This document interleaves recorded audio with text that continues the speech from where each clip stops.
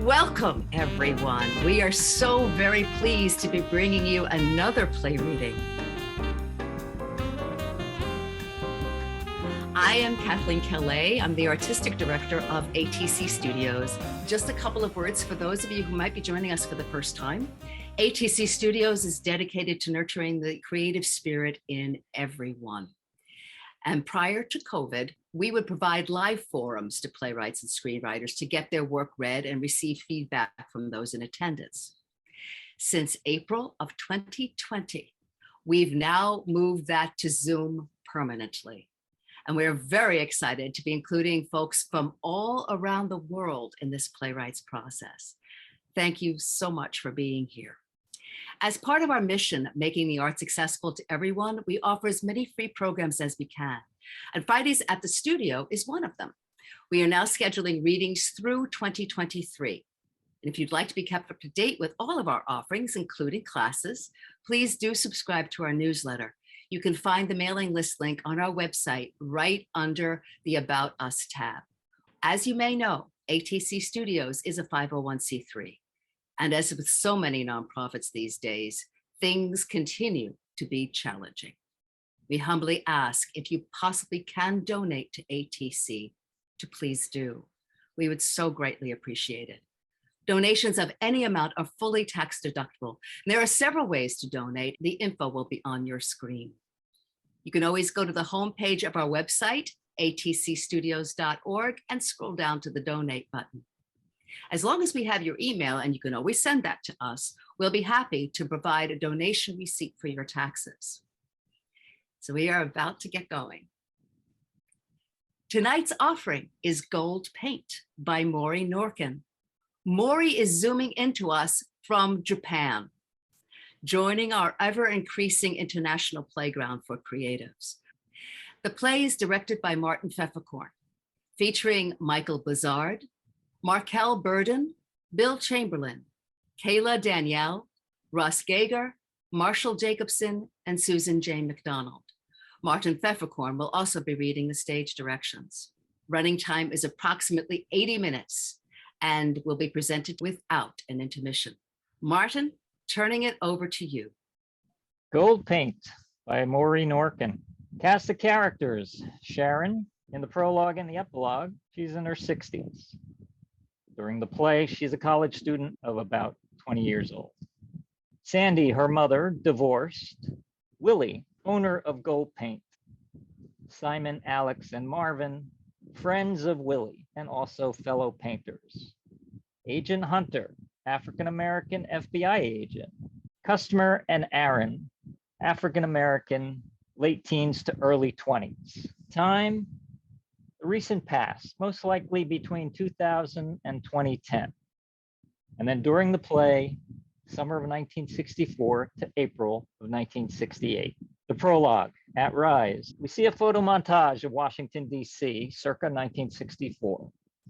Obligatory pictures of well-known landmarks: White House, Capitol, Washington Monument, Lincoln Memorial. A spot appears on Sharon, who is standing in front of the stage left proscenium. She is dressed neatly in a business attire, appearing considerably older than her 20s self during the action of the play. As she speaks, the photo display continues, showing political figures moving to scenes within local communities and finally settling on an innocuous corner store. Thank you for this lovely retirement reception. 40 years. And when I look back at my career in life, I'm always reminded of how much I owe to a little family-owned paint store. My story begins right here in my hometown, Washington, D.C., July 1964. Typical of a D.C. summer, it was hot and humid. Air conditioning was still a luxury. It was my last free summer before my final semester as an undergraduate. I spent part of that summer, as I had during my high school summers, helping my mom and my grandfather. I always called him Poppy, at Poppy's paint store downtown. Poppy used the family name, Goldberg, but shortened it to fit in, thus, Gold Paint. Other than his learning to speak English as a young man, naming the store was one of Poppy's few attempts at assimilation. He was from the old country, as were his lifelong friends who worked as house painting and paper hanging contractors through the store. If you weren't born yet, you've probably at least heard of the 60s. I'm not talking about sex, drugs, and rock and roll, at least not today. No, I'm thinking more along the lines of politics and the fight for racial equality. Washington was already a majority African American city, and to a young white girl on the threshold of womanhood, the lingering discrimination didn't really register with me. After all, my high school was integrated as a result of Brown versus Board of Education. Things just seemed natural to me. Of course, I was consumed with my studies and the Beatles. It's funny how you can live through a historical period and not really understand its impact, how it affected your family, your own life, until you have a chance to look back. There were events that stick with you, the assassinations, JFK, RFK, MLK, Vietnam, the Cold War, but my life went on. It wasn't until later, after Poppy passed away, that my mother told me some of the family stories and about Poppy's politics. Today, I find them almost quaint, but through the lens of the 60s, I can understand why my mother thought she needed to shield me. So, while you honor me tonight, I would like to take this opportunity to pay tribute to the Goldberg family and gold paint. Blackout, end of prologue. Act 1, Scene 1. Setting, interior gold paint, family business that has been a mainstay in Northwest Washington, D.C. since the late 1940s. At stage level is the customer area. Down right is the front counter and cash register with shelving behind with brushes and other assorted items. The store entrance is slightly upstage from there. A back wall has shelving filled with paint cans. Down left is a large Tom Sawyer display depicting the famous fence whitewashing scene and containing the quote, "Does a boy get a chance to whitewash a fence every day?" An exit to storage and other rooms is slightly downstage of this. On the second level, more or less an attic for excess storage. Includes an area that has been cleared out somewhat to accommodate a card table and several folding chairs. At Rise, the stage is dark except for the dimly lit room on the upper platform. Simon, Alex, and Marvin are seated around the card table. Willie is retrieving and setting out glasses and a bottle of schnapps. Sandy enters through the store entrance. A shaft of light filters in behind her from the open door. Pop? Pop, are you here? She notices the light from the room on the upper level. Ugh, they're at it again. The sometimes weekly, sometimes monthly meeting of the Socialist Workers and Horse Betters of the World Party. Pop! She turns on the lights to the main floor and heads up the stairs to the ongoing meeting. Willie finishes pouring the drink, stands, and raises his glass. To Marvin. To Marvin. Marvin. Simon and Alex follow suit. Marvin remains seated and unresponsive. Sandy enters the room. Hello, Uncle Alex, Uncle Simon, Mr. Markoff. Pop, it's almost time to open the store. What are you all doing drinking at this hour of the morning? We're raising a glass to our dear friend Marvin Markoff. Oh, is it your birthday, Mr. Markoff? Birthday. Willie, did you hear? I heard, Simon, I heard. Marvin What? remains unresponsive. What's the opposite of birthday? Chest day? Never heard of it. What are you talking about? Mr. Markoff, you're being unusually quiet. What's going on? He passed away? Dead? Just like a doorbell. Nail, door nail. Stop playing games. Mr. Markoff. She approaches Marvin and puts her hand on his shoulder. He falls face forward onto the table. And he shrieks and jumps back. Calm down, sweetheart. We'll Is take he care of dead? everything. Oh my God. Take care of Pop, you're drinking schnapps with a corpse. What are you going to take care of? Sandy, honey, Marvin was our friend from almost 20 years. We didn't have time to take him to the morgue earlier, so we thought we'd bring him back here and drink to his health. That is, the health he had before he died. Which wasn't so good to begin with. Oh, he actually looks better now. You brought him back here? Uncle Simon, what happened to Mr. Markov? He passed away. Dead.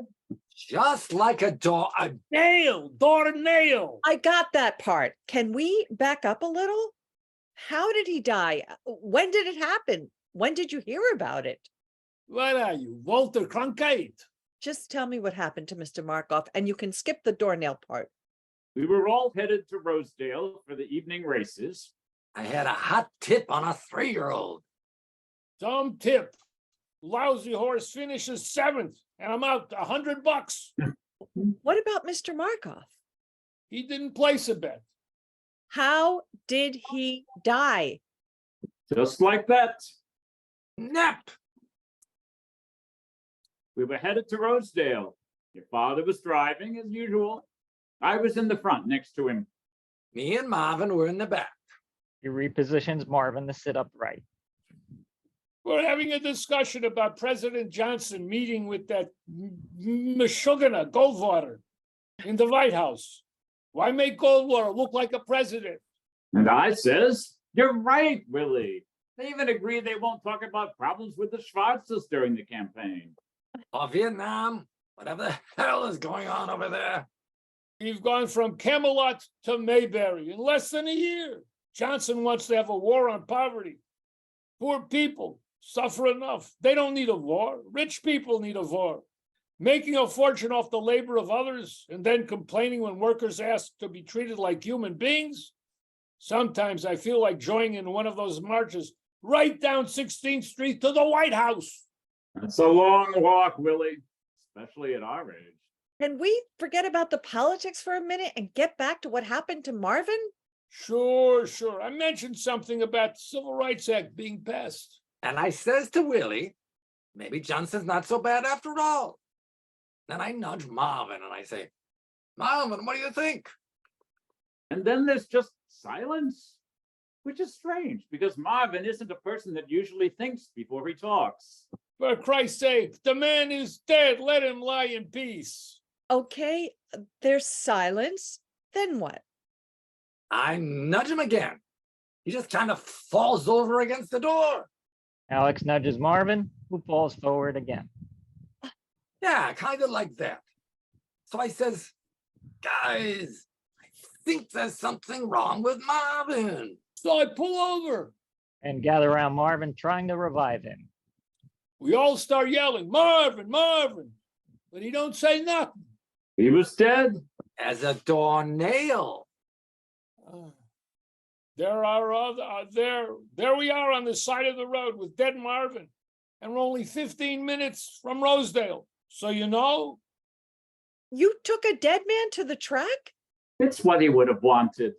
He would have done the same for any of us. I said, maybe we should get some help. But if we wait for help, we'll never make it to the races in time. And we already came so far.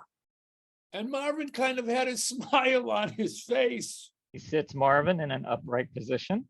See, you know, he was always happy to be going to the races. And dead is dead. So you left him in the car and went to the races? Weren't you worried that someone might see a dead man sitting in the car? Right. You think we're stupid? We let him lie down on the back seat. We pinned a note on him just in case. Takes a note from his pocket and reads.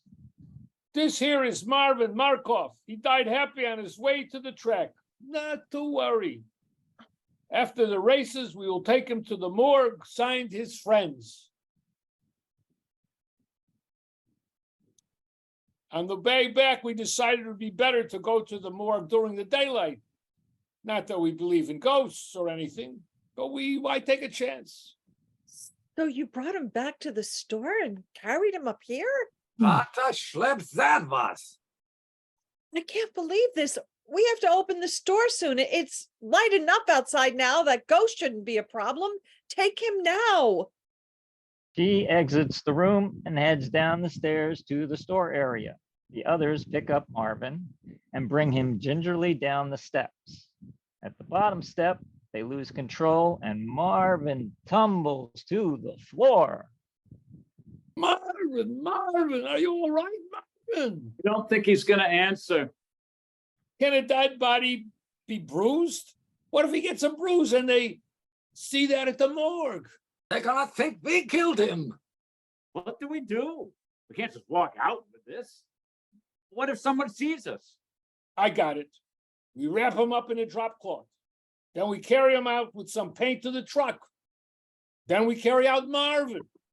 Marvin, then a little more paint, so it looks like we're going to a job. Sandy, can you watch the store for a bit? Of course, I can get Sharon to help me, but don't you need me to go with you? If there's any problem, I don't want you to be involved. But here, you can help wrap up Marvin. You'll always be such a beautiful job with Hanukkah presents. They all start busying themselves, gathering paint cans and painter's cloth, and go about the task of wrapping Marvin. Suddenly, there's a sharp rapping at the door. They all stop what they're doing and turn their attention toward the door. I'm sorry, we're closed. Please come back in about an hour. I'm with the FBI. I just need to ask you a few questions. It won't take long. FBI? Quick, hide Marvin. Alex and Simon begin to drag Marvin, who is partly wrapped in a drop cloth, to the stairs. They collapse with Marvin on the bottom step. Not up there. There's no time. Here, sit in here behind the display. Alex and Simon drag Marvin behind the Tom Sawyer display. They prop him up in a sitting position. More rapping on the door. Simon stands at attention just upstage of the display. Alex stands at attention just downstage of the display. All right, all right. Hold on to your horses. Can you two try to relax a little? Simon and Alex both exhale and slouch slightly. Willie opens the door and FBI agent James Hunter enters. Tall black man dressed in typical FBI fashion. Takes out his ID and flashes it. FBI agent James Hunter. FBI? Sandy slaps Willie on the shoulder as if to say, now look what you've done. Are you Mr. William Goldberg? That's me. And you're the proprietor of Gold Paint. I own the store and I pay taxes. Hunter. That's a good name for a G-man. But I wouldn't expect to see a Schwartz. A Shavista. I didn't get where I am without hearing just about every name in the book. Agent Hunter, I'm sure Uncle Simon didn't mean any harm. They never do. He means a black man. I know very well what he means. No, of course, you're not really black. No. No. Except the color card. Holds it up to Hunter's face. See? Hunter takes a color card from Simon. And you're not really white. See, you're beige. Simon, I don't think you're helping Agent Hunter. I think we're surprised, not that you're not capable, but why a man such as yourself would want to work for an organization that helps to oppress his own people. I don't think I need to justify my occupation to you, but I believe the best way to bring about change is from the inside, not sitting around plotting and scheming, which brings me back to my visit. I'm here about Mr. Marvin Markel. And he slaps Willie again. I was told I might be able to find him here. Marvin falls over against Alex's leg. Alex manages to push Marvin back to a sitting position. Marvin? Has anyone seen Marvin? Agent Hunter, how can we help you? Willie slaps Sandy on the shoulder. I would just like to ask a few questions if you don't mind. I know my rights. I demand to have my lawyer present. You don't have a lawyer. Agent Hunter, please go ahead. These gentlemen can explain everything. It's really quite amusing when you hear the whole story. Amusing? I'm not sure I would describe the situation that way. How long have you known Mr. Markel? Long time. I opened the store in 48. He came by soon after, a very good painter and paper hanger. Did you spend any time together outside the paint store? How do you mean? You know, go places, talk. We talk all the time. And go to the track. Oh, I see. And when was the last time you did these things together? Agent Hunter, maybe my father's right. Maybe he should have a lawyer present. For an amusing story? Don't bother. I've taken enough of your time today. He goes to Simon, holds up a color card to his face. Funny. Now you're of a pale green. Hands a business card to Sandy. If you see Mr. Markov, please have him give me a call. Good day. He exits. If we see Mr. Markov, what the hell is he talking about? He's the FBI. He must already know Markov is dead, right? Right. He has to know Marvin is dead. Maybe he thinks we killed him. As Alex steps forward, Marvin falls over. He didn't kill nobody. He just went dead. All right, calm down, fellas. Mr. Markov died with you and you brought him here after the races. Did you talk to anyone about having a dead body with you? No, just you. Maybe someone filed a missing person report. He has no family. They're his only friends.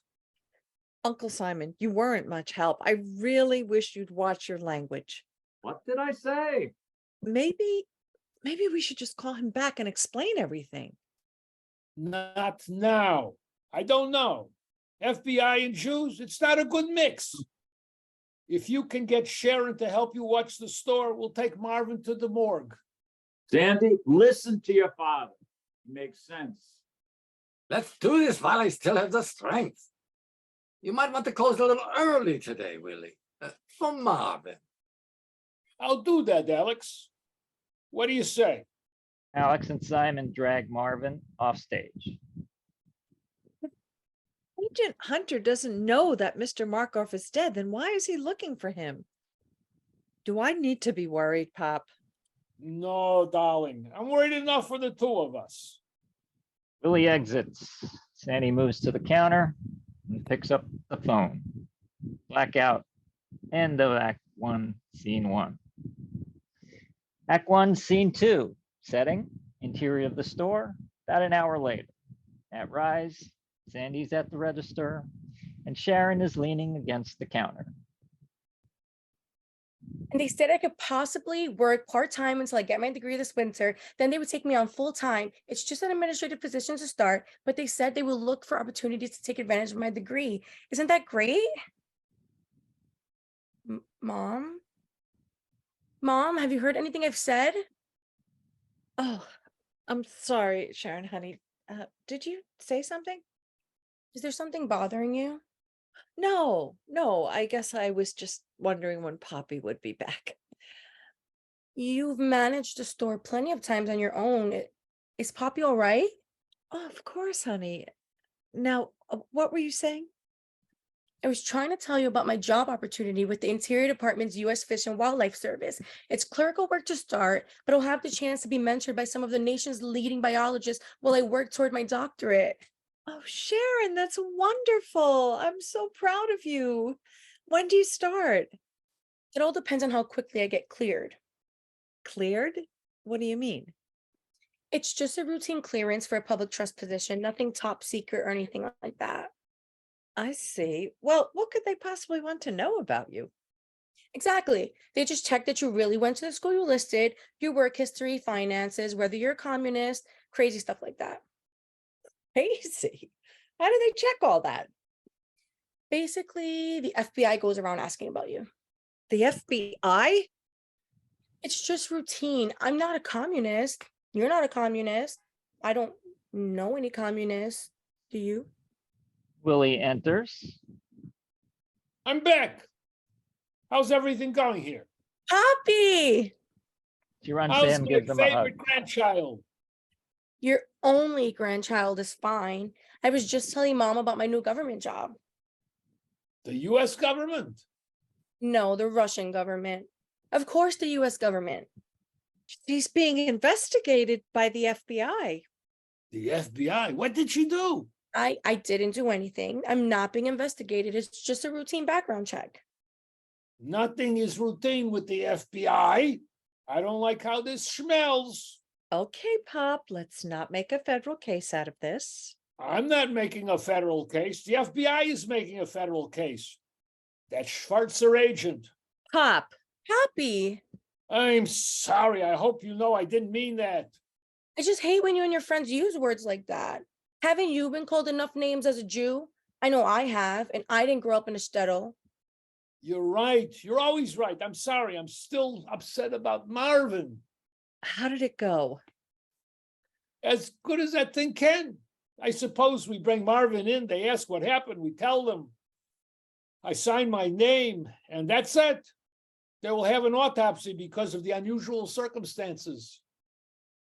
An autopsy? Is Mr. Markov dead? Oh, didn't I tell you? Yesterday, Uncle Alex and Uncle Simon and I just delivered him to the morgue. And I threw in 5 gallons of a nice eggshell latex. I'm so sorry, Poppy. How did it happen?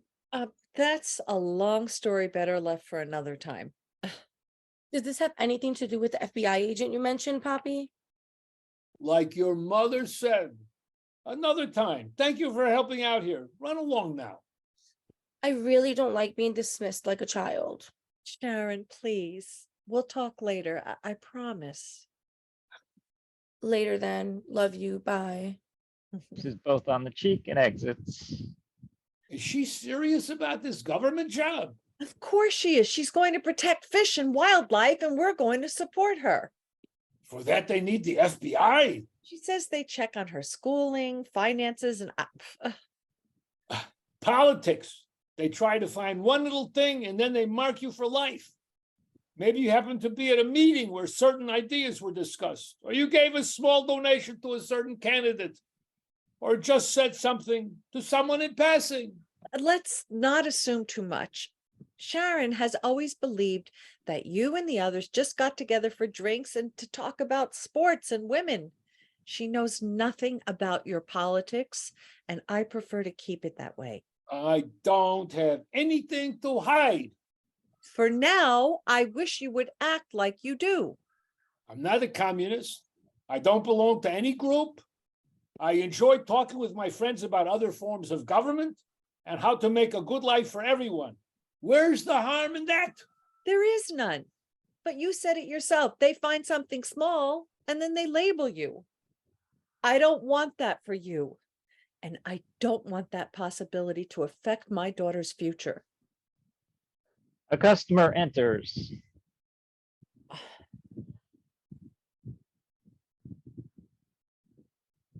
Hello, how can I help you? Hi, I'm here to get a piece of glass cut. You say you have it today? Yes, I remember you. You're making a coffee table. Yes, that's right. Your name again? Fredericks. Sandy, darling. Will you be a sweetheart and get Mr. Frederick's glass from the back? Oh, sure, Pop. He exits. You'll need some stain. It's give it a nice finish. Not today, just a glass. Suit yourself. And he returns carrying a piece of glass, 12 by 24. Here you are. Hands the glass to Willie, who holds it up on the counter vertically. Well, just wrap it up so you can carry it. That'll be $4.50. Wait, I asked for a 24 by 12. Willie rotates the glass 90 degrees. Forget it. Customer storms out. Oh, what a day. I think I'll take Alex's advice and close up for the day. Takes something from his pocket and examines it. What's that, Pop? Marvin's Union Pin. Brotherhood of Painters, Decorators, and Paper Hangers of America, Local 368, Washington, D.C. I took it off his jacket before we dropped him off. I didn't want anyone trying to use that against him. Let's call it a day. Come on, I'll take you for a nice lunch. Tuna and rye toast. Oh, you really know how to live it up. Agent Hunter re-enters. Agent Hunter. Ma'am, Mr. Goldberg, you'll never know who showed up at the morgue this morning. Agent Hunter, I can explain everything. I'm sure you can. Is there somewhere we can talk privately? Agent Hunter, is my father in some kind of trouble? He doesn't need to be. Pop? Not to worry. You keep an eye on the store. I'll talk to J. Edgar Hoover. We can talk upstairs. Willie leads the way. A customer comes in. Sandy begins to help out. As she steals a worried glance upstairs, the lights fade on her. Have a seat. It's nothing fancy. Schnapps? No, thank you. I'm on duty. Mind if I do?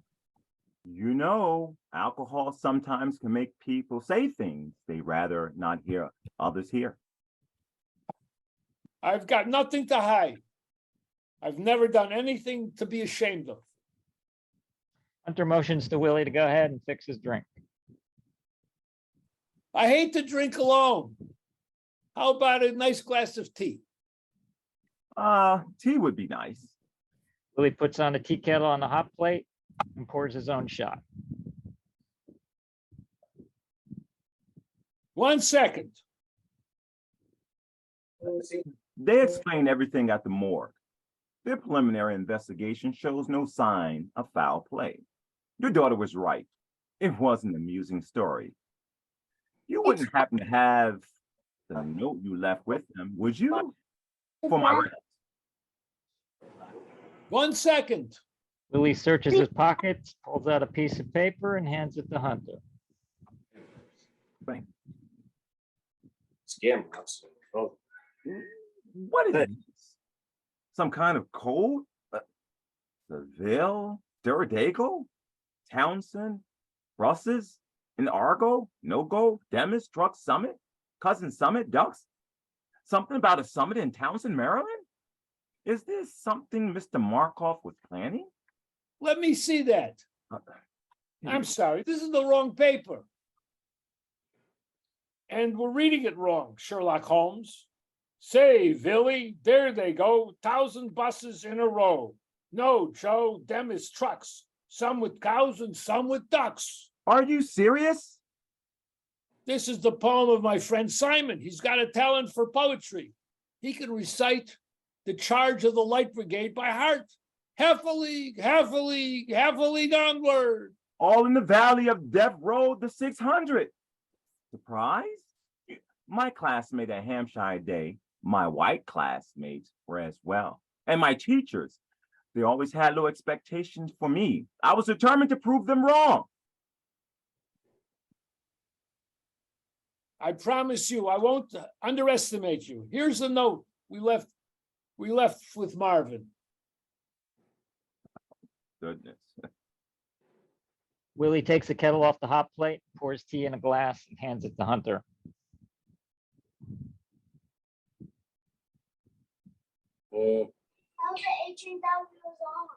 Sugar? Please. Hunter produces a bowl of sugar cubes.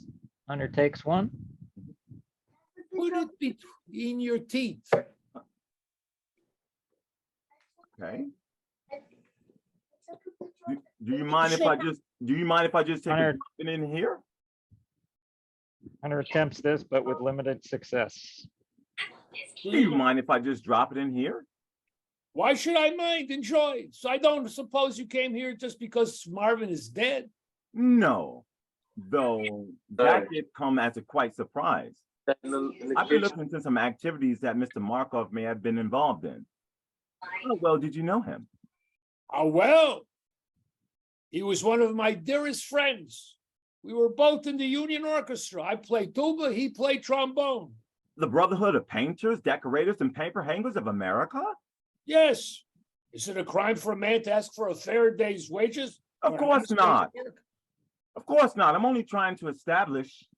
How much do you make sitting here drinking my tea? Mr. Goldberg, I'm not trying to discuss my salary with you. I didn't come here to argue. And you offered me the tea. I'm sorry. Please continue with your interrogation. What kind of person was Mr. Markov? What were his interests besides the orchestra and painting? Marvin was a complicated person, a genius.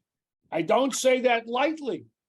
He could have been another Einstein, maybe even greater, even Russia in his early school years. It was clear he was smarter than the other students, Okay. smarter than his teachers. And even when it came to mathematics and science, before long, government watchers were sent to monitor his progress. As a teenager, he started to realize that the government was intending to use his genius for military purposes.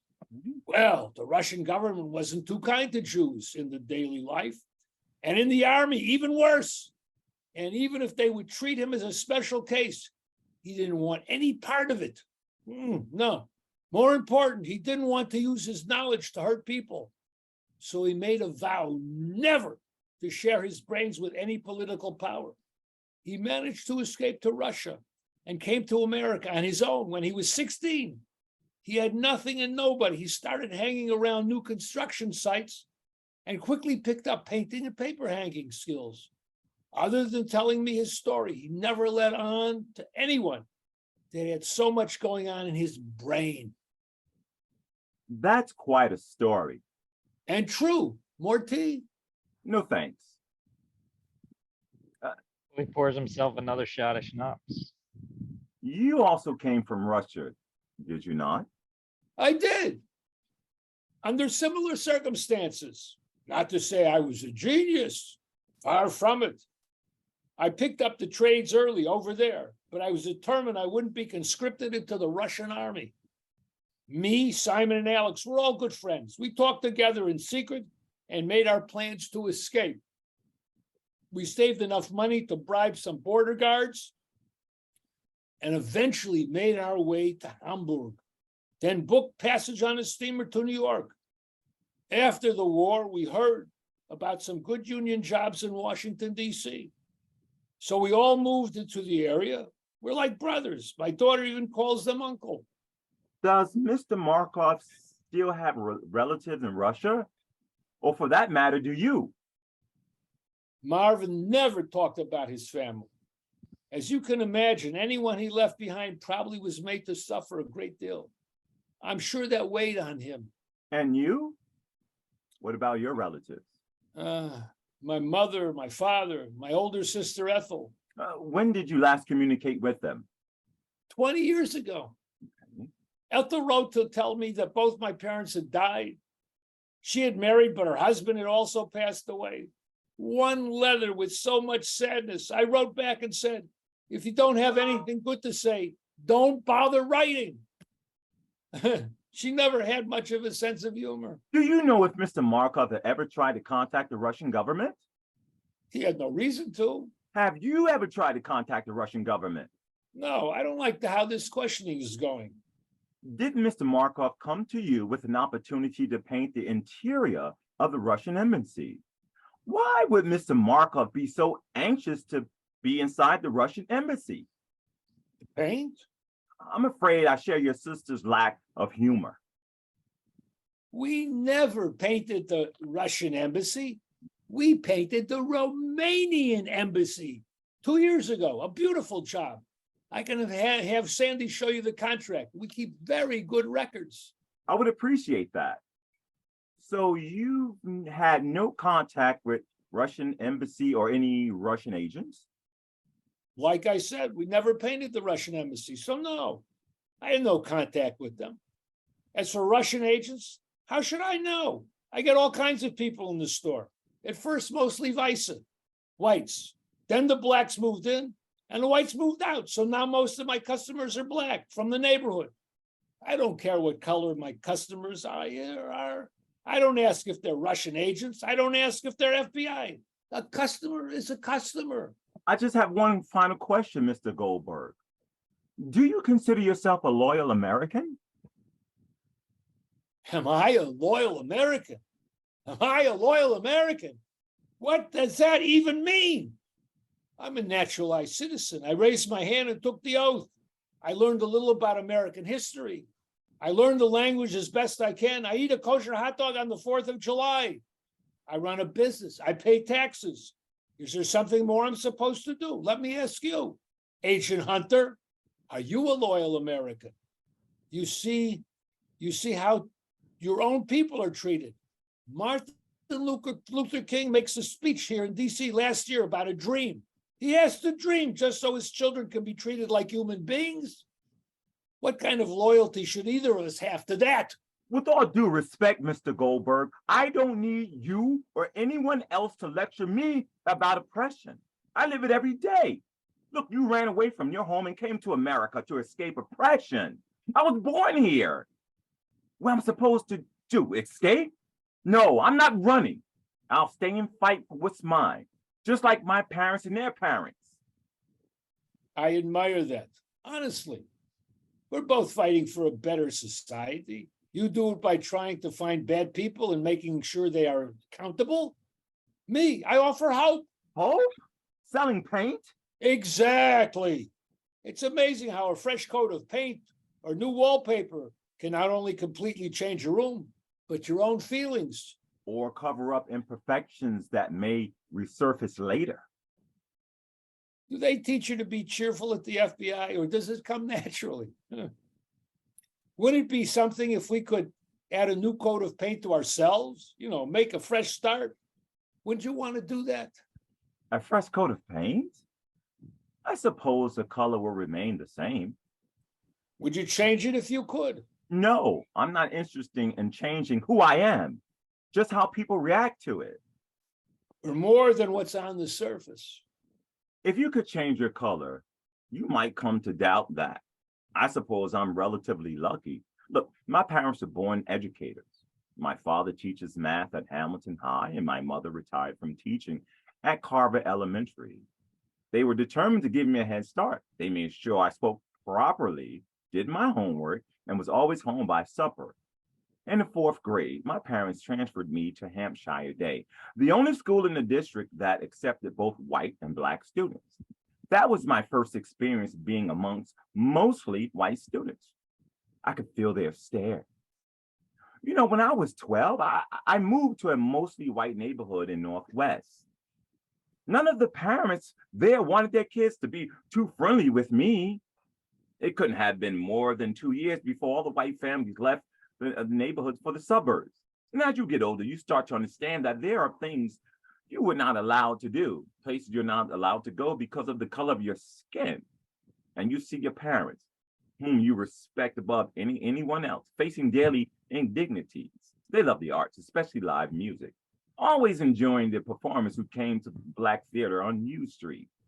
I remember they wanted to take me to a matinee of some musical art at the Capitol Theater, where all the touring companies with famous white performers came. We went up to the ticket window, but the man there said all performances were sold out. And as we walked away, a white family walked up to the window and purchased tickets for that day. I'm sure you know the Capitol even went so far as to close down for 4 years just so they wouldn't be forced to admit Blacks. We can't change our skin, but we can change our circumstances. So to answer your question, yes, I'm a loyal American. I may not be content, but no one can question my loyalty. I believe the principles, if not the reality upon which this nation was founded, are worth my loyalty. And I do my job to ensure that these principles are upheld. Nothing else comes easy in life. And you call that lucky? Why should luck determine who wins and who loses in life?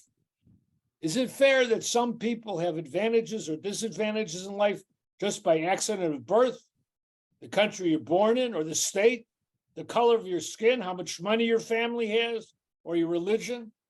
There are neighborhoods that still won't let either of us move in, beaches that post signs to keep us both out. That's why government must give everyone a fighting chance. There's also such a thing as working hard and overcoming great odds. Everything I've done, whether school, the service, work, if I was doing it alongside whites, I had to be better than everyone to get the slightest credit. I deal with this every day. I was recruited by the FBI out of the service. But when I applied to attend the FBI Academy, they turned me down. I can tell you, it had nothing to do with my qualifications. They finally accepted the first 2 Black agents just 2 years ago, and I tend to be amongst the next. And I'm sure you will. And I'll be among the first to congratulate you. But we celebrate stories like that because they are exceptional. It's a lie to tell people that if they just work hard, life will be good. I worked hard all my life, and here I am now, an alter cocker, sitting talking to the FBI. Well, I didn't come here to sit and have a political debate with you. Why not? You are doing very well. That's what we do up here.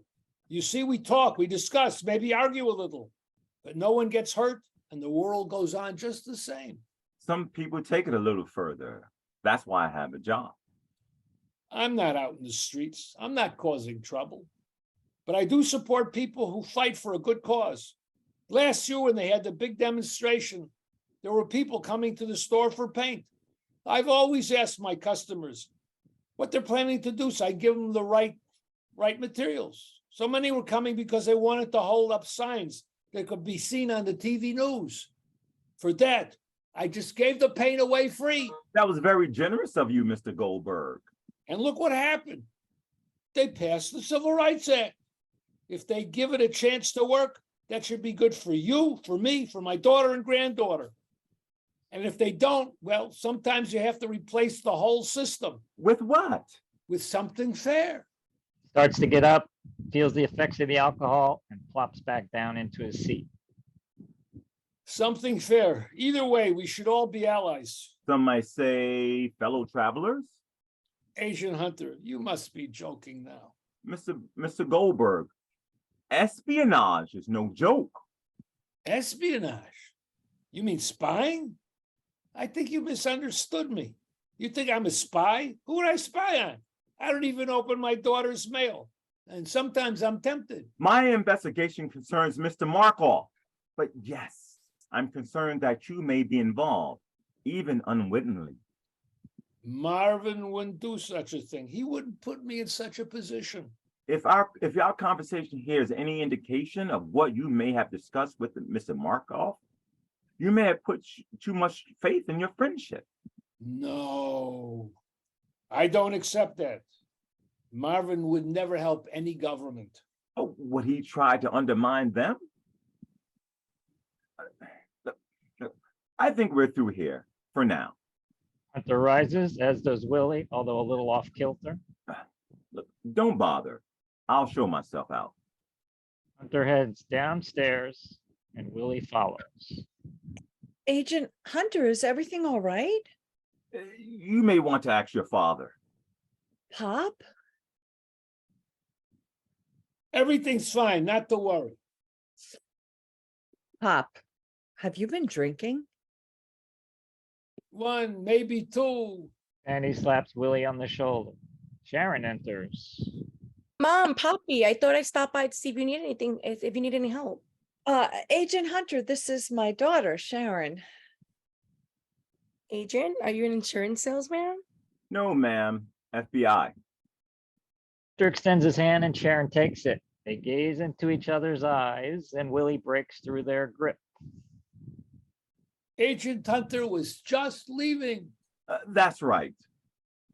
The FBI. Were you here about me? Maybe I shouldn't ask that. Ma'am?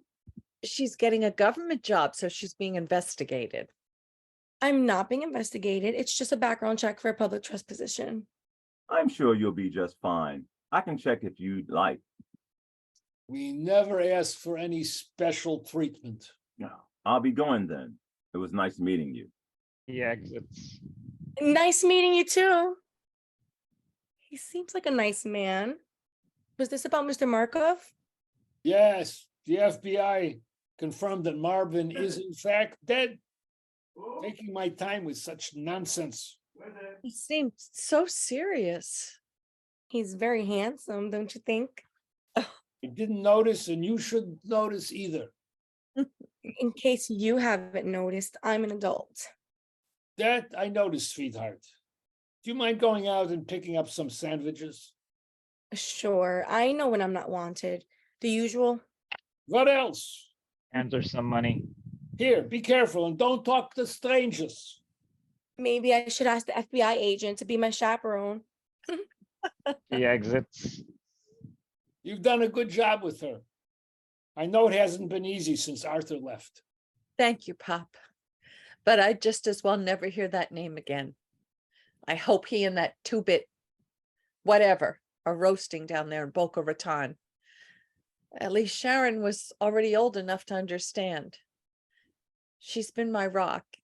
And you too, Pop. I know you said everything's fine, but I'm worried about you. I'm worried about what the FBI might be thinking and what they might do to Sharon's opportunity. Honestly, we just talked. It was no big deal. He has some crazy ideas. I don't know. There was one thing. He was interested in the job we did for the Romanian embassy. He thought it was the Russian embassy. I set him straight. I told him he could check our paperwork. Do you mind getting that together for him? Well, of course not, Pop. What a crazy thing to be interested in. Was there anything else? Nothing. I don't know. I feel confused. Have I been a bad father? A bad person? What are you talking about, Pop? Of course you're not a bad person, and you're certainly not a bad father. Why would you ask such a thing? That Hunter fellow. He's a very difficult man to figure out. Maybe I've been a fool chasing some Meshugana dream of a worker's paradise. There's nothing wrong with dreaming. We need dreams. We need to believe that somehow things can always be better. My dreams are for Sharon. I think maybe you're just missing Mom. You always get sentimental when you drink too much. I wish she were here now. She'd know what to say to you. She'd say, I baked a sponge cake. Let's have a taste. I didn't inherit her baking skills, but maybe I can call ahead to Hoffman's and have them add a slice of cake to Sharon's order. Don't bother. Suddenly, I'm not so hungry. If there's something wrong, I wish you'd tell me. That Hunter, he said I ran away from my home, my family, like some coward. You're not a coward. It took real courage to come as far as you did as a young man, make a new life, raise a family, start a business. I won't run anymore. I don't care what they do to me. What can they do? Put me in jail? For what? Where I come from, or who I know, or what they'll come from and burn down the store? He becomes slightly lightheaded and unsteady, and Sandy rushes to him, holding him steady. Easy, Pop. Do you want me to call Dr. Mankiewicz? No, doctors. I drank a little too much, that's all. Sandy grabs a stool from behind the counter, sets it down. Willie sits. A fresh coat of paint, that's all we need. What are you talking about, Pop? I'm just talking about a fresh coat of paint. Would liven this place up a little. Pop, the store looks fine. I mean, who would notice anyway? I would notice. Of course, Pop. I'm sure Uncle Simon and Uncle Alex would be happy to help. Uncle Simon and Uncle Alex? What am I going to tell Simon and Alex? Lights fade, blackout, end of Act 1. Act 2, Scene 1. Setting, the next evening. Interior of gold paint, the meeting room on the second level. At Rise, Willie, Simon, and Alex are seated around the card table as in the first act. How could you talk to the FBI? Are you crazy? You mention our names. What did he ask you? You already asked me more questions than he did. It was more like a discussion, not to worry. That's what they do. Talk like a friend. Get you all loosey-goosey. Good cop, bad cop. There was only one cop. Did you sign anything? Did you have to give a sworn statement? Did he read you your rights? I should have been there. All of a sudden, you're Perry Mason. Maybe they want to put you in the witness chair. I have my own chair. Did he ask you to help the FBI? How? He could be an informer. Maybe he's wearing a wire. They could be listening to us right now. Right. There could be a fire. There's no wire. There's no wire. Look, How do we know there's no wire? there's no wire. Show me a wire. All right. Stop. I'm sorry, Willie. Of course you're not wearing a wire. Willie, you understand our concern. Am I stupid? Of course I understand. I set him straight. He thought we painted the Russian embassy. I told him it was the Romanian embassy. I even showed him the paperwork. That was his big concern about Marvin. That's it? Painting an embassy? Which we didn't paint. We painted the Romanian embassy. It was a beautiful job. I did all the trim myself. You did a nice job. Did someone complain? Complain? Did they complain to the FBI about our work? Not that I heard of. Well, then why should they care what embassy we paint? What else did you say? Nothing. We talked about Marvin when he came to America, how we were both in the Union Orchestra. He was a wonderful trombone player. I never thought much about trombone music, but he made it sound so beautiful. He was a natural. Billy, you were pretty good with the tuba. I don't know how you schlepped that thing back and forth for so many years. The Union. The Union. I'm not toasting. I think the FBI is interested in the Union. You think they found us to paint? I think they're investigating the Union. For what? How should I know? I don't even attend meetings. I pay my dues and vote. That's about it. Me too. They have a way of making things up, twisting words. If you know someone who knows someone, they call it guilt by association. What do I know? Nobody. We all knew Martin. There was always something about him. How do we know he wasn't up to something? Do you think Marvin was a spy? Again with the spying? Again, who said anything about spying? Billy, did that agent say something about spying? He called it espionage. Espionage. He said espionage. That's what he said, espionage. That is espionage. Spying. Billy, oh, this doesn't sound too good. I didn't exactly enjoy hearing it either. What did he say exactly? I don't remember exactly. He thinks Marvin may have done something that maybe I was used unwittingly.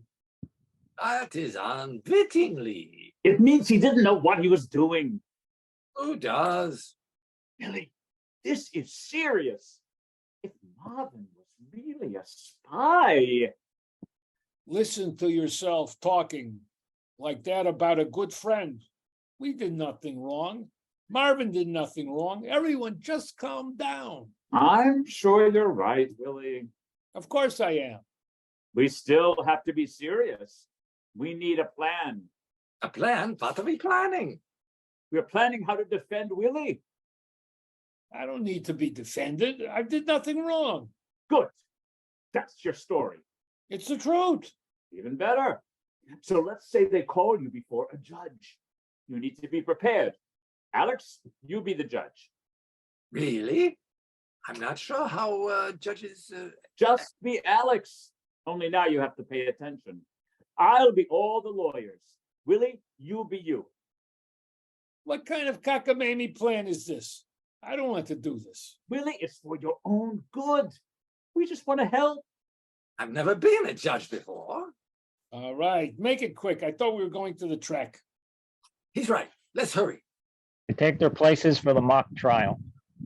Order in the court. Oy vey, smear. Willie, raise your right hand.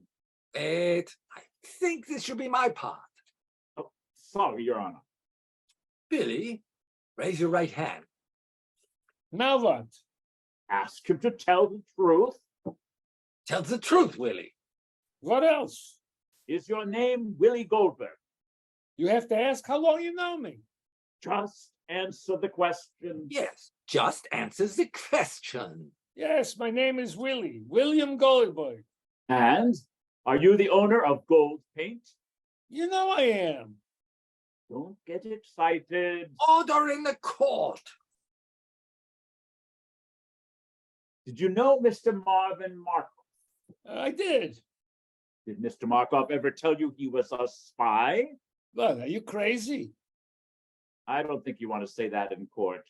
He's right, Willie. Excuse me.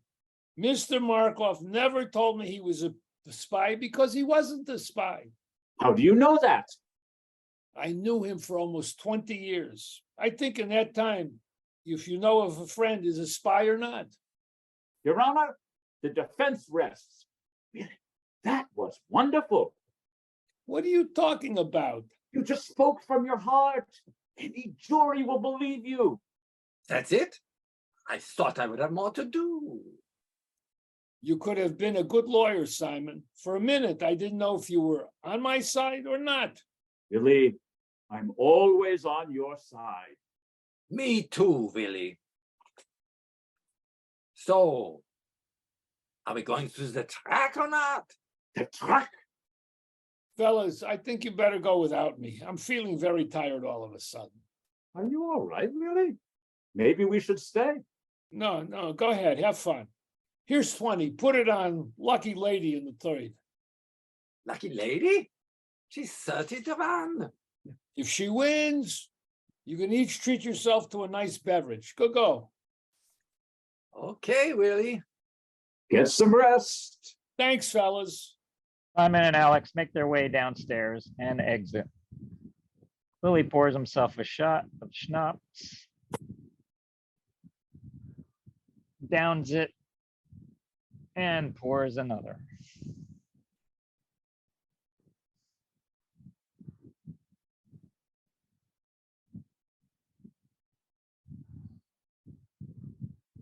Marvin, you picked a lousy time to die. I did my best to protect you, but I'm afraid I might be getting myself into some kind of trouble. What do I do? Lights narrow down to a spot on Willie, almost like he's under interrogation. Willie is alone, but he sees the others. We're here today in the matter of United States versus Mr. William Goldberg. The whole United States. Please raise your right hand and repeat after me. Please raise your... Not that part. I, William Goldberg, do solemnly swear. I, William Goldberg, do solemnly swear. That the testimony I'm about to give. That the testimony I'm about to give. Is the truth, the whole truth, and nothing but the truth. Is the truth, the whole truth, and nothing but the truth. So help me God. Help you? Help me. Just repeat it. So help me God. Mr. Goldberg, the oath you have just taken is very serious. If you give false testimony today, you could be subject to criminal prosecution. Do you understand? I understand what you said. I don't understand why I'm here. I mean, why you're here.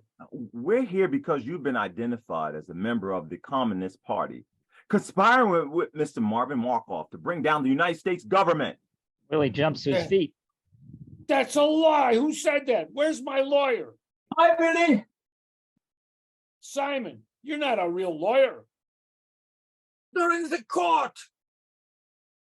What's going on? Yours not to reason why. But to do or die. Last line echoes and begins to fade as Willie clutches his chest, slumps back in his chair. Blackouts. End of scene. Act 2, Scene 2. Setting, 3 months later, interior of Gold Paint. At Rise, Sandy is adjusting the display behind the front counter. Aaron, a young black man in his late teens, is sweeping the floor with a push broom. Aaron, you're working so hard. Please take a break. Yes, ma'am. I'll finish sweeping up everything up. And please call me Sandy. Yes, ma'am. Sandy. That's better. I don't imagine you want to make working in a paint store your career. Even my ex-husband has no interest in it. What are your plans for the future, Aaron? You mean when I grow up? There's so many choices for a young Black man like me, and I narrowed it down to two things: an astronaut or a pimp. Maybe you should think about becoming a comedian. My mother said it'll come to me like a sign from God or something. Well, you have time, but forever is shorter than you think. Alex and Simon rush in with the morning paper. Oh, Aaron, good morning. Place looks nice. Good job, Aaron. Are you sure you're not Jewish? Baptist. My old folks like Old Testament names. My younger sister's name is Delilah. Next time I need a haircut. The news, Simon, the Oh, news. I almost forgot. Sandy, did you see the news? I haven't opened the paper yet. What is it? Look at this. Oh, this is unbelievable. Lily enters from offstage storage area using a cane. What's with all the racket? I was getting the museum order together. Pop, that's why we hired Aaron to help with that sort of thing. The doctor said you still need to take it easy. It's only been 3 months. A heart attack is a signal to slow down. Every time I try to help Mr. Goldberg, he always says, "Fotch and loin, fotch and loin." Pop, he's got you down to a T. Very funny, very funny. So go and check the order and show what you've loined. I am on it. He exits. What's with all the commotion? The news, it's in the morning paper. Lily grabs a cup of coffee from the counter and starts to look at the paper with Sandy. Hey, you shouldn't drink too much coffee. Here, I brought you some apple juice. Simon takes the coffee from Willie and hands him a juice. Now you're Dr. Kildare. You were a rotten lawyer anyway. What? Never mind. What's going on, Sandy, darling? What does it say? It says that a couple of high-ranking officials from the union have been indicted for violating campaign laws. The union. What did I tell you? That's not all. Simon, tell him about the embassy. The embassy. The Russian embassy. But they send him some unsuspecting never to go in and paint. He gives them the bill. They hand him cash in an envelope. And he returns it. He has no idea that there's a lot more cash than the bill. It says they use the extra cash to make campaign contributions to socialist candidates for president. What do you think, Pop? I think this will be bad for the union. All unions. I also think we don't take any more embassy jobs. Agent Hunter enters. We'll talk about the devil. Mr. Goldberg, I'm glad to see you're up and about. Thank you. If Uncle Simon and Uncle Alex hadn't turned back instead of going to the races that night, I don't know what would have happened. They would be dead. Like a doorknob. Like a nail, doornail. Okay, don't get excited, Pop. Don't get excited. My horse Lucky Lady came in first. I missed out on a $600. You're worth more than $600 to me. I really came by because I figured you probably read the news by now. My daughter was just telling me, is this your doing? I had a hand in it. You were very helpful as well. Me? I never helped the FBI. Willie, what is he talking about? You told us you didn't say anything. I didn't. There was nothing for me to say. Mr. Goldberg provided us with the paperwork for the job you all did at the Romanian embassy. You kept very good records, Mr. Goldberg. Look, when we compared your records to the accounts for the job at the Russian embassy, we had a pretty good idea that something wasn't quite kosher. That's my daughter, Sandy. She's a brilliant working with numbers. Thanks, Pop. Lily motions for Hunter to join him privately, and the others continue looking over the newspaper. So what about Marvin and me? All of us. Everything you said checked out. The Russian embassy did try to make contact with Mr. Markov, but he never followed up. So they just gave up on him.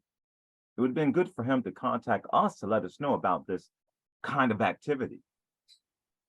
Maybe if he hadn't dropped dead. Something for you to keep in mind, Mr. Goldberg. Should you ever receive any unusual contact from a foreign government, let us know. You'll be doing your country a great service. I'm not looking to be a hero. I'm just glad my friend Marvin can rest in peace. And other things we talked about. As far as I'm concerned, we were just having a discussion. Pop, what are you two doing? You really should hear this whole story. I'm sorry I interrupted your get-together. I just was telling Mr. Goldberg that we found no contact with the Russian embassy, only the Romanian embassy, and only about painting. By the way, they said you did a wonderful job. They were especially impressed with the trim. I did that myself. Aaron enters. All right. I finished gathering the order together, like you said, Mr. Goldberg. We just gotta mix the paint. A new employee? My top salesman, Aaron. This is Agent Hunter. Agent.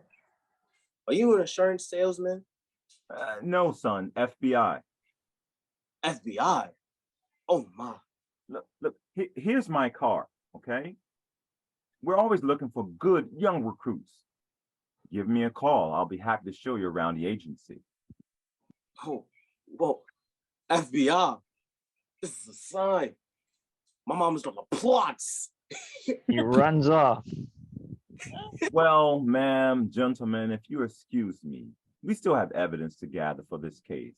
Oh, ma'am, I believe your daughter will be hearing some good news soon. And good day. He exits. Did you hear that, Pop? Sharon will be able to start her job soon. She'll be thrilled. She exits. Yes, that's wonderful. What is it, Willie? Nothing, fellas. Let's not talk about this anymore. Not to anyone. I wouldn't want word to get back to the union that I had anything to do with this whole mess. My gums are sealed. I won't say a word. We don't want the union sending anyone to talk to us. They might not be as gentle as that FBI man. He turned out to be a real mensch. He's a good person, even if he is FBI. Well, we have a delivery to make to the museum. We need to start mixing 5 gallons of turquoise, 3 gallons of teal green, and 10 gallons of eggshell. Why so much eggshell? How should I know? Maybe they're going to paint dinosaur eggs. I love that museum. I never get tired of seeing that big elephant. I always wonder how they got that big thing inside the building. We'll ask him when we get there to mix. Blackout. End of Act 2. Epilogue. During the blackout, we hear a radio broadcast. April 8th, 1968. It has been 4 days since the assassination of Reverend Martin Luther King Jr.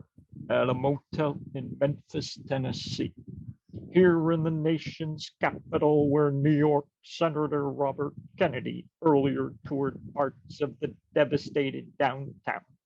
Relative calm has been restored after several evenings of burning, looting, and violent confrontations with police and the National Guard. Entire city blocks lie in ruins. The smell of smoke still lingers in the air. 13 are dead in this unprecedented reaction to the killing of a man who led a movement to achieve racial justice through nonviolent demonstration. Setting, same paint store, now April 1968. At Rise, few changes, perhaps the Tom Sawyer display is gone. There's also a broken window pane by the front door. A slight smoky haze fills the room. Willie enters, followed by Sandy. A broken window. Could be worse. Doesn't look like they took anything. That's a testament to you, Pop. You've always supported the community, given to many causes. And you closed down right after the news out of respect. People notice.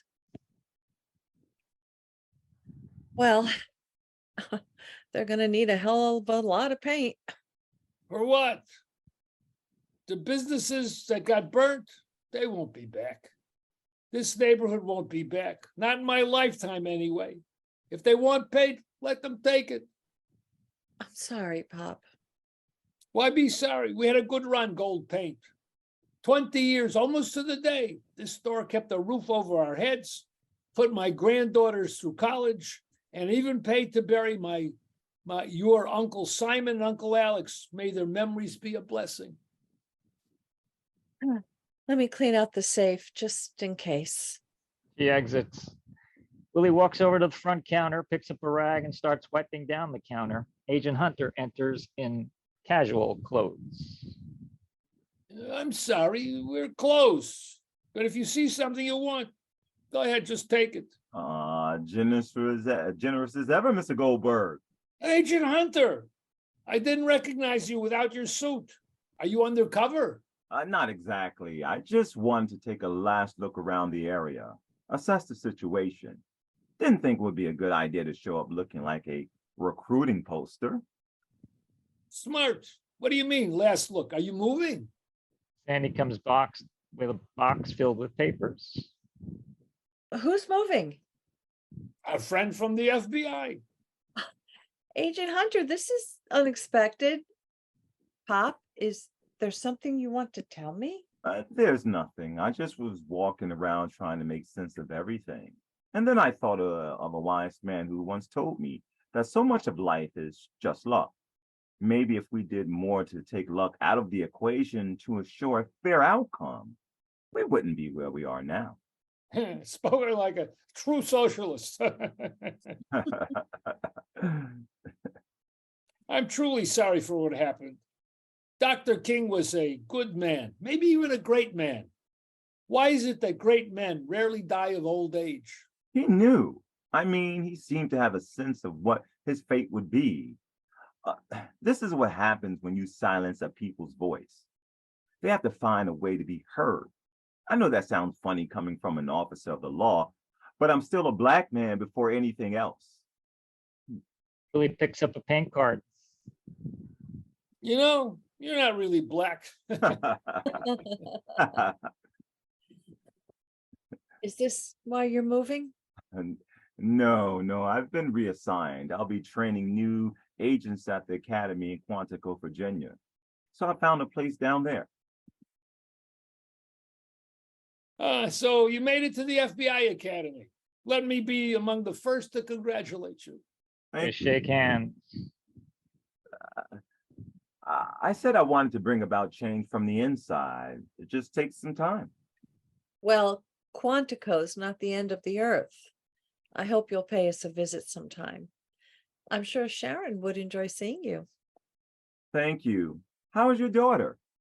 Very well, thank you. She's working toward her PhD in biology, and she's busy saving bald eagles and polar bears, you name it.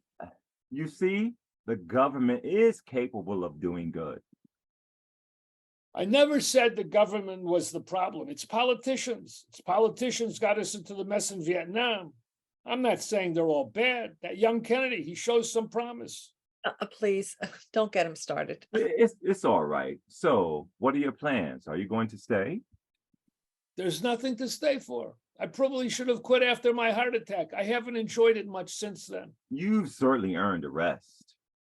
Maybe I'll go to Florida, Miami Beach, play canasta. Sounds nice. I don't know how to play canasta. Oh, don't worry, Pop. I'm sure there are plenty of widows ready to give you a few lessons. What they're teaching, I'm too old to learn.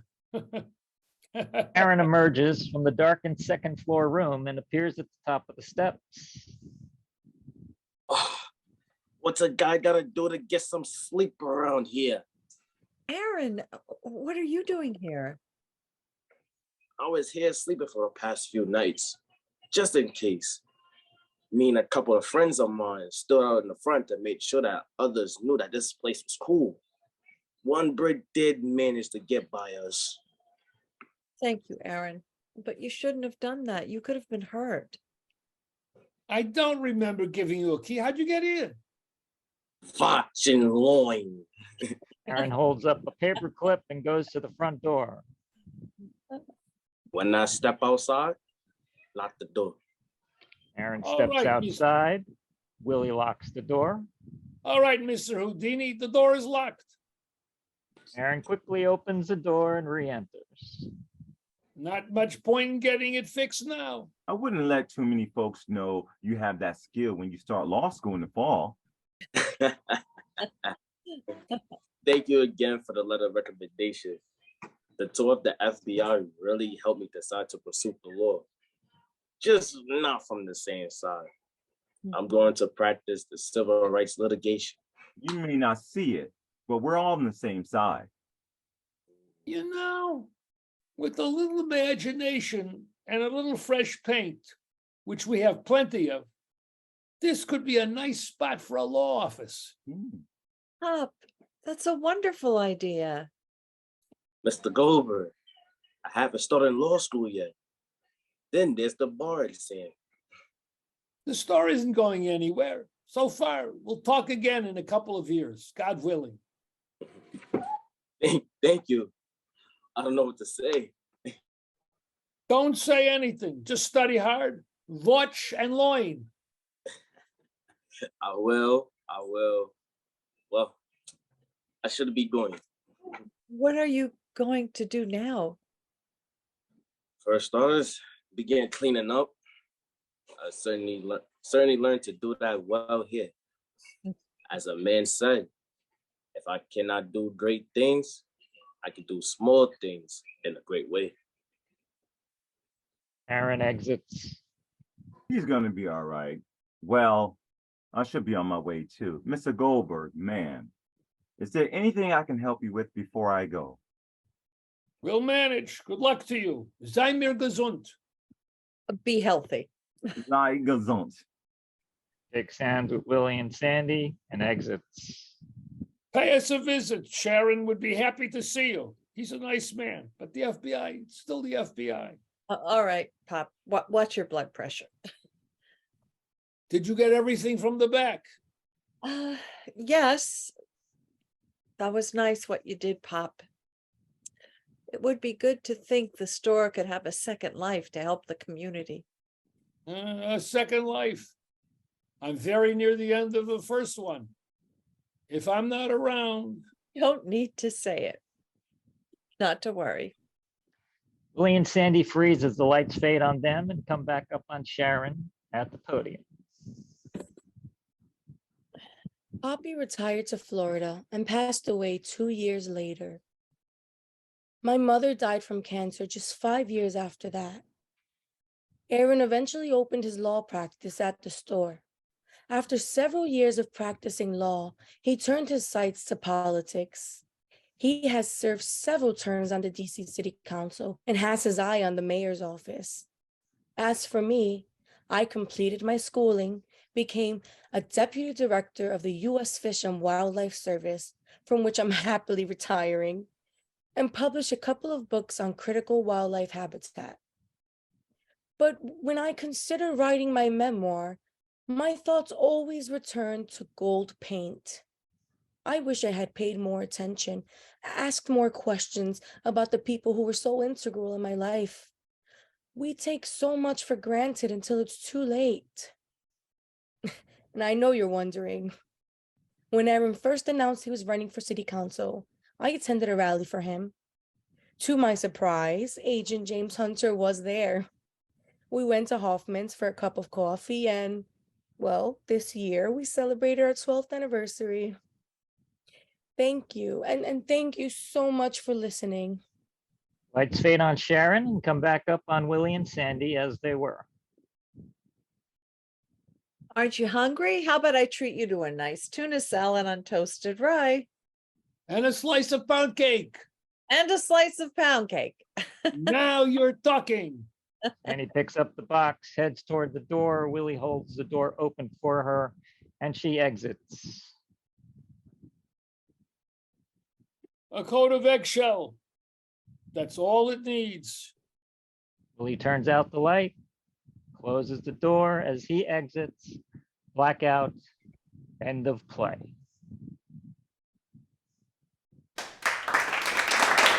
Actors, please come back on for a curtain call.